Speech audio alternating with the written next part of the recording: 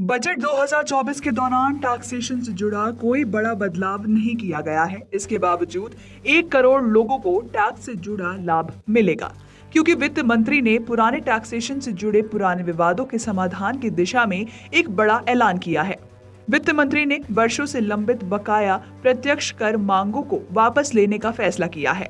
वित्त मंत्री ने बजट भाषण में कहा है कि उन्होंने परंपरा को निभाते हुए अंतरिम बजट 2024 के दौरान टैक्स दरों को अपरिवर्तित रखा है।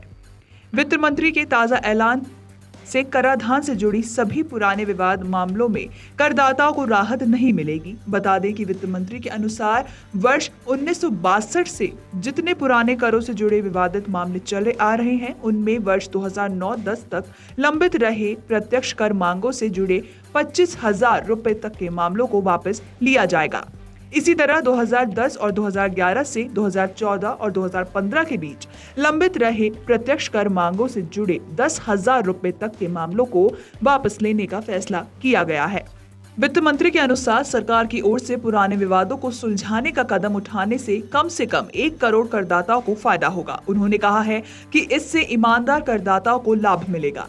प्रत्यक्ष और अप्रत्यक्ष करों के साथ साथ इंपोर्ट ड्यूटी के लिए भी समान दरों को बरकरार रखा गया है। स्टार्टअप्स और सॉवरेन वेल्थ व पेंशन फंड्स में निवेश करने वालों को टैक्स सुविधाएं मुहैया कराई जाएंगी। आपको बता दें कि वित्त मंत्री की ओर से पुराने विवादों के समाधान के ऐलान से टैक्स रिफंड की प्रक्रिया में सुगमता आएगी।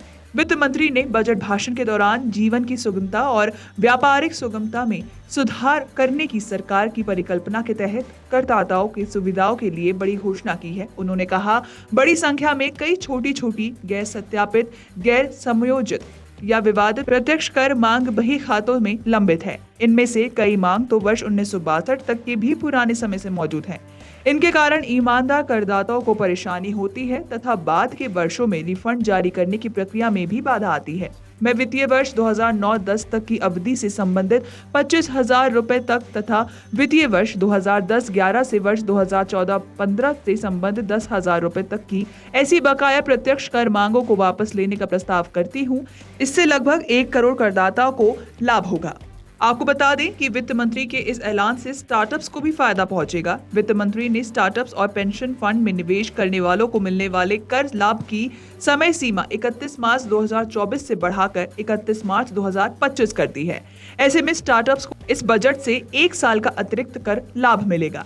इसके अलावा वित्त मंत्री ने बजट भाषण के दौरान कराधान के संबंध में किसी भी बदलाव से जुड़े प्रस्ताव का ऐलान नहीं किया है।